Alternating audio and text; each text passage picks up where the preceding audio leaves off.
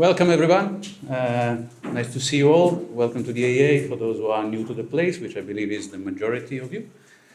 It's great to have a room full of non-architects as well sometimes. And my name is Francesco Zuddas. I teach here at the Architectural Association. And I will try to briefly introduce the event today. It's called Making Home with the Students, and is meant to discuss what students do and what the power of students might be, in particular in relation to a topic that is very much, of course, debated within these walls, which is the topic of housing, which I'm proposing as a sort of flip side of a wider problem, that is the problem of education in a neoliberal age. We have an incredible lineup of presentations and speakers today. It's quite a long program. I couldn't believe that you all agreed to come, so thank you very much. Thank you for traveling, in particular to those who are traveling from very far away. And so I will introduce the day with what I call a not too fictional introduction. It's a threefold introduction somehow, so it's composed of three parts. The first one is quite obvious and quite straightforward. It's simply thanks. Firstly, as I said, thanks to you for coming. And then is expressing my gratitude to those who made the event possible, in particular to Harriet, who's standing there, and Manije from Public Program, who have helped me a lot coordinate the whole thing, and everyone else that is involved. The event comes as the sort of closing act of a series of events that was run through this term 2, that was titled Self-Organized Models for Learning. And it was co-organized by a number of colleagues and students, so I thank all of them, Lila, Chevery, Abhishek, Francesca, and Rory. The idea of the series, as the title says, was to explore what self-organization might mean in the realm of learning. And today we are looking at one aspect of self-organization in relation in particular to the domestic space. It was a series that has included peer reviews by students, so students speaking to students in here and presenting their own work to one another and discussing it. Has involved collaborative practices and discussing what collaboration might mean in the architectural realm. And then is also aimed to sort of go beyond the walls of the institution, the walls of the school. And so it has colonized different spaces by means of organizing a 3-course meal as a learning experience, or going to a garden, or going to a pub. The question in all of these is this new? Are we doing anything new? I put it as a question mark because the answer is quite obvious. No, we're not doing anything new. We've been talking a lot for long about the fact that somehow we should deinstitutionalize the way in which we learn, the way in which we educate. And we are here in a place, the AA, that has for a long time claimed, celebrated, also defended its autonomy as a school of architecture that is not a university, and somehow perhaps its anti-institutional character. However, as I was saying, all this talk of learning outside of the institution, or questioning where does learning take place, has been for a long time with us. And somehow, at the very least, we can go back to what we can call the roaring years, right? 1960s, 1970s, the moment in which perhaps the student emerges very clearly as a political figure charged with a direct action. And that's also was an opportunity for some intellectuals, scholars, and architects to observe what was going on. And in this slide, I'm superimposing 2 images that relate to one architect that is a little bit of a hero of mine, I must say. He's Italian, like me, although much more famous than me, Giancarlo De Carlo. The thing that we see in the front is a quick diagram that I assume is quite easy to understand even for non-architects. It's basically telling us there is a bubble on the left, which is this thing we call a city. And then there are many other things that surround the city. And those lines are basically what he calls a university. So what should be a university? A university is not only a place that happens inside a campus, but is also something that starts fluctuating, starts being nomadic, and starts to go where it's needed. So not only in a fixed place. In the background, we see the flip image of that, which is where he was saying he was taking his inspiration from. Students protesting on the street and saying, actually, this is the moment in the 60s in which perhaps the university has gone back to the streets and in which perhaps we can get back to this concept of a total education, a total learning environment, which does not only happen inside the school, does not only happen inside four walls. That was a time of, in fact, a large expansion of university environments around the country. And when I proposed what then became the event that is going on today, originally, I took the excuse of a sort of 50th anniversary of something that is not important at all, however, right? So I'm sort of celebrating something that nobody knows about. 50 years ago, in 1964, DAA, the place where we are, in collaboration with the University of Sussex, actually, ran at the University of Sussex a symposium that was called University Planning and Design. And this is the cover page of what came out, let's say, of that symposium.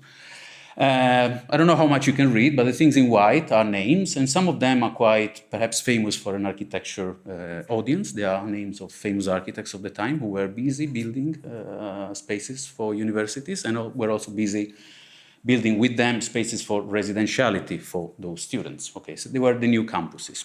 Interspersed with them are names of politicians or names of vice chancellors. So all the important names are there. Everyone is there. Is it? There's a question mark, is there? Actually, someone is missing. Who's missing are the students. A few years later, page of a magazine that in this case only maybe the architects in this room might recognize. Casabella is an important magazine of architecture. This is a page from an issue from 1971. It's titled Studenti senza casa, which means students without a home. And actually it was an opportunity for architects mostly who were writing in here to reflect on what is this thing that we call a student home, what is student housing. In the way in which they were speaking about it, however, was still very much a paternalistic top-down way of understanding what housing is, just like the people at the AA Symposium a few years back had been speaking about a paternalistic top-down way of giving the university to the users. Here, the point of this event today is to sort of flip the coin and look at it from a different perspective. And in the last few years, I've become intrigued in knowing a little bit more at what's been happening, a bit more from the bottom up, in terms of a self-organization by students to run their own residentiality, their own houses. It's a phenomenon that in certain places, in particular in the USA, has been very much established. So it's about 100 years old. And here we see the cover page of a self-produced book that sort of celebrates and tells the story of one important set of housing cooperatives at the University of Michigan, and that is aptly titled In Our Own Hands. And it's also a phenomenon that is a bit more recent in other places, like here. And some of you are actually the active participants of all this. It's new in the UK, so student housing cooperatives are a newish phenomenon. Not that new, actually. In fact, this year there's another celebration. Let's say it's the 10th anniversary of the Edinburgh Student Co-op, and here we have some representatives of that. And of course, it's not new in terms of the country itself. It builds on a tradition, it builds on a legacy. It builds on a legacy of housing co-ops. In the front here, we see the cover page of a book that was published in the mid-1970s, written by a person called John Hans, who at the time was, guess what, a student. He was in fact starting housing co-ops. He wrote almost a manual on how to start a housing co-op, which is still being published, is still being read. So it's somehow still a point of reference for many. And John Hans was also one of the founders of a co-op that we are going to hear about today, which is Sanford Co-op, that prouds itself, and you can correct me if I'm wrong, to be the oldest housing co-op. I don't know if in London or in the UK, but still the longest running housing co-op. At the background, of course, we see something a little bit older, on top of which the book can build. So it builds on a wider history that goes back to the famous Rochdale pioneers. So this group of workers that at a certain point in time realized that their life is not really great, and the fact that everything has to be controlled by the owners of the means of production, just to use the usual terminology, is not the best way of living. Hence, they self-organize, they start running a shop, and from there, what we call the cooperative movement starts. Somehow paradoxically, however, the cooperative movement in the UK remains, even though it's the cradle of it, remains a very tiny sector somehow. Not that tiny in reality, because if you browse directories of how many cooperatives exist, there's an incredible number, but they are always sort of small atoms that try to battle a much bigger beast, let's say. That photograph speaks of a group of people, all men, of course, because we are in the 19th century. Today, fortunately, we are no longer in the 19th century, and so in front of me I have a much more diverse panel of and group of people that are coming to share their experiences. As I said, we have a very long day ahead of us. I hope you will be all with us. There's going to be more coffee, and there's going to be food and drinks. I have structured it into 3 sessions. This is the start of the first session in the morning. The point of the first session is to give the stage to students who are right now involved in housing co-ops around the country, and we will hear from them. I've asked everyone, architects or non-architects, even co-ops that have a house or co-ops that still don't have a house, I've asked all of them to come with some images, so I'm curious to see what you came up with, mostly because we are in a school of architecture, and architecture are a little bit like kids. We need to see drawings, we need to see images in order to speak. Then after lunch, we're going to have 2 other sessions. The second one sort of expands on some of the things that will be presented in the morning. And the presenters, the speakers are either people that have started co-ops or that have reflected on them or that have been living on them. They are not all necessarily student housing co-ops, and in fact the morning session will conclude with a presentation on Sanford Housing Co-op, that is not a student housing co-op, but my point in there is sort of putting together someone who is starting with someone that maybe is a bit more established and see how the two can talk to one another. And finally, we will conclude with a session of 2 final presentations that are given by architecture scholars, so someone that is a bit more within what we discuss usually in these rooms, and they also are going to expand even more the topics, or to try to locate what we will discuss quite specifically in the morning and in the early afternoon into wider realms and problematics. In particular, the idea of the rethinking of the commons, what that might mean, how housing is part of the commons, and what can be the role of an architect in allowing housing as commons. And finally, a discussion on the current state, crisis, condition, predicament, call it however you want, of the university in a neoliberal time. All of this leads me to my third part, which is the longest, which is reality or fiction. So, and a bit of spoiling.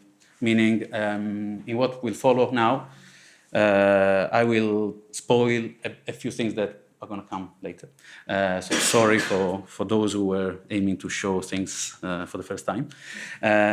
Basically, what I'm doing, I'm sort of reproposing a talk that I gave a few months ago at a conference. And I kept the title as it is. Tom actually was at the conference, so sorry, you're gonna have to watch this again.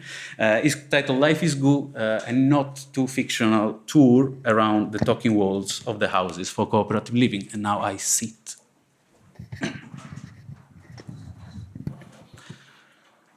As the title says, it's a not too fictional tour, but it's based on tour. Okay, so are places that I visited, just a few, and that I will take you through, of course, through my own eyes.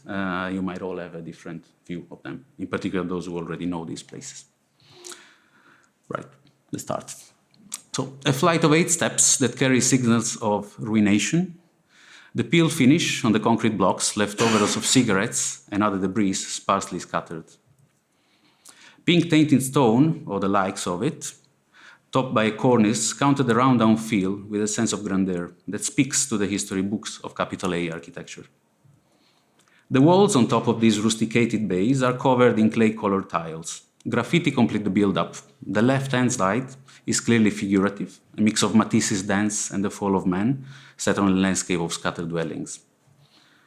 The facing wall inhabits its own limbo, the start of an illustration, the result of disagreement on what to represent, or perhaps simply time ran out, maybe a surface to test the spray cans. A mix of respect and disrespect toward the few elements supported by that wall and those tiles is evident. Hesitantly, the paint stops just before, and yet it inevitably spills over. The intercom, the wall light. In fact, on the opposite side, the lighting fixture is absorbed as a component of the illustration, a setting sun that further confuses by adding a romantic tone so apparently stranger to the overall scene. In the middle, a tripartite door of wood and glass, and something that went wrong, tells us we are part of an entry ritual. This is the street entrance to Wright's House, the home of the Edinburgh Student Housing Cooperative. In this cooperative, the largest and oldest of those established by university students in the UK, live over 100 students. The building is a former student dormitory that the cooperative inherited from its former resident, Edinburgh Napier University, and its students. So, we are in front of a building designed to house students that, in fact, houses students. So nothing could be more form follows function, or, well, form follows users. Yet, this apparently constant category of end users has hardly remained the same as conceived for the original brief, that is, the one that architects that designed the buildings designed for. Student housing has a long history. Much of it is of a caritative nature, catered to students as fragile creatures to be cared for by an institution, even to be domesticated. The institutional version of student housing, the college, has run its life in parallel to the institutional version of higher education, the university.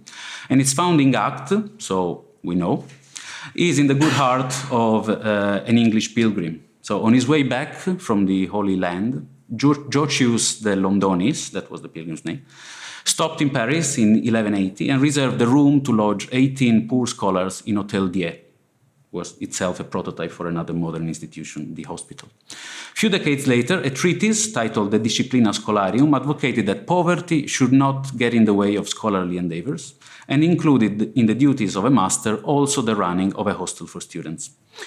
Of course, through history, the balance between paternalist caring and freedom of action has shifted to culminate in the appearance of the student as a rebel against authority, turned into an icon during the protests of the 1960s. After culmination, the way goes downhill, although not necessarily in accord with the achieved results. More recent accounts of the condition of students highlight a paradox in that the rebellion generation of 1968 has given way, they say, to a generation of sons and daughters that have gradually fallen prey of a safety syndrome, of which their own parents partake. Please, take care of my kids, they need protection. Wright's House is one piece of this story. The building is effectively an apartment building, the piling up of multi-occupancy flats for a small group of students that are directly accessed by communal staircases. To be honest, the building as found by the cooperators doesn't offer much architectural inventiveness, dull as it presents itself to the incoming inhabitant, telling them, get your set of 3 keys, one for the building front door, one for the apartment door, one for your room, meet your flatmates, hopefully get along with them, but don't worry if you won't as easily. This is just going to be a few months of your life, a few years at most. As for others, you will encounter them in the typical pattern of apartment life. Strangers to bump in the stairway, perhaps discovering that there are better like-minded to you, living 2 flights down, in case longing to move there in the search of the ideal match. If only buildings could talk. Searching for the ideal site is as old as community design. It is a most delicate, arguably impossible to solve conundrum. What is the right group size to create affinities and yet not end in a closed system that is impermeable from the outside? How much should the outside interfere with the inside? And where does the overall decision-making at the scale of the larger group happen? If the aim is democratic space, where is the democratic space of the PNICs? Student housing is a laboratory for playing with such questions, and the students somehow are the guinea pigs of the game. Architectural invention has gone long ways to offer answers, and many are the examples of student housing that have made it on the pages of history books and professional magazines. Unsurprisingly, perhaps, student housing is in fact one of those briefs that, where the demiurgic role of the architect is most openly possible, or at least that seems to be the promise of a community where the constraints of family life, of the family as blood and institution, doesn't exist. Instead, it is the locus where the individual directly confronts the group, with all the various in-betweens that so much a part of postmodern architectural discussion has sparked. Wright's House is a family apartment building for students, at least of the conventional kind we are so used to. The kitchen of each apartment covers all the group necessities, the rest of the picture being one of parents and kids separately watching TV from within the protection of their own shrines. Isn't this anathema to the idea of a cooperative group? When we say cooperative, we often think of something where the individual liberties have largely been sacrificed to the advantage of the group. This is partly true indeed, but the issue is more complicated than that. The history of cooperative living, as it has been told by those who studied it with a keen eye on its architectural aspects as much as on its social side, has been written on the divide of individual liberty and group need. The cases that best worked were those that kept a large portion of liberty for the individual instead of dissipating privacy into a collective cloud. But let's go back to Wright's House. We had stopped on the steps as we were about to step into this former student dormitory, now inhabited by a student cooperative. Well, to be true, we have already peeped into some of the most intimate spaces, but let's go back to the front door and properly now enter the building, wondering what has changed spatially with the change of population from students to cooperative students. Where will we find, if anywhere, the traces of such change? The demographics are not that dissimilar, of course. On the stairs, you still encounter people in their early 20s on their way to the laundry room or to someone else's apartment or to the communal room that the new residents have created in what was a parking basement. That's it. Here is the real change, isn't it?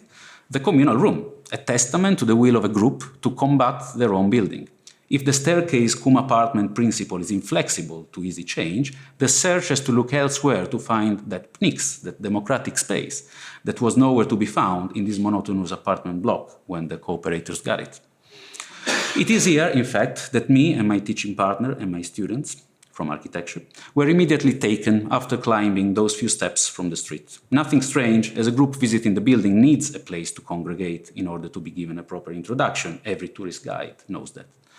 A long part of our visit was in fact spent inside that room, rightly celebrated by its creators as proof of group power.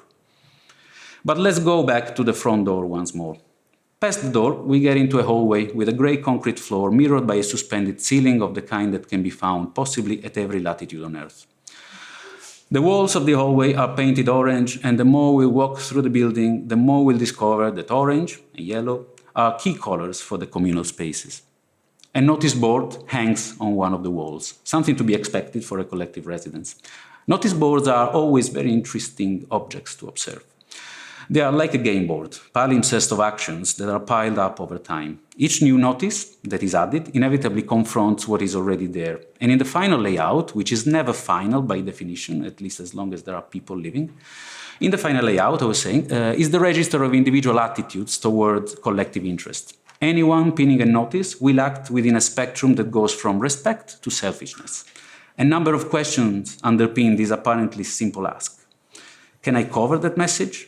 Can I squeeze in? What neighborhood message do I prefer? And the trickiest one, when is it allowed to remove a notice? The board expresses the battle between finitude and endlessness, between obedience and dissent. The board is not enough, is never enough. Those that don't fit or decide not to fit find a place elsewhere to deliver their messages. And in fact, messages pop up everywhere. Brief sentences written on the walls and pieces of paper pinned on them attract the gaze and somehow invite to navigate the building. I accept the invitation, and as I walk, I understand that the whole building is a notice board of sorts. Along my route, I encounter many more messages than humans. The latter are in fact a sparse present, perhaps mostly hidden inside their apartment, studying or doing whatever else a student does, or presently not in the building altogether. The messages stand for them. They speak of community through a blend of prescription and suggestion. Do not store items in this area. Chisels are not scrapers, only use chisels on wood. Triumph of exclamation marks. Educate, agitate, organize. You can taste when it's a good egg. Join a tenants union. Cups here, bowls here, plates here. We follow the messages, we walk the building, we started under a suspended ceiling, we ended under another suspended ceiling. The false ceiling suddenly takes full control and the space expands. From a somewhat dark hallway, we are catapulted in a horizontal expanse filled with natural light and surrounded by continuous glazing. Notice boards still hang on walls, still invite to turn at corners. But the light cannot lie. We are somewhere else. This is no grey Scotland. Have we passed through the looking glass? Through a scale jump, the family domesticity of the Edinburgh Co-op is replaced by a quasi-industrial feeling that is best manifested in the all-steel kitchen provided with shutters and, most notably, with working staff. Protocols have also scaled up. Everything speaks of much more organization and hierarchies.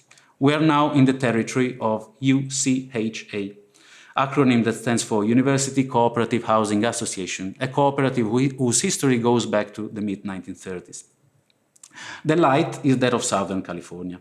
This is Los Angeles, promised land where famously everything is possible. But also where equality is as famously not part of the dictionary, if not inside separate islands of confinement. And have we just ended up inside one of those? The cooperative's government diagram reflects the largeness and complexity of the building where it is located. Aptly, one hangs over the other in the lobby of this vertical cooperative house.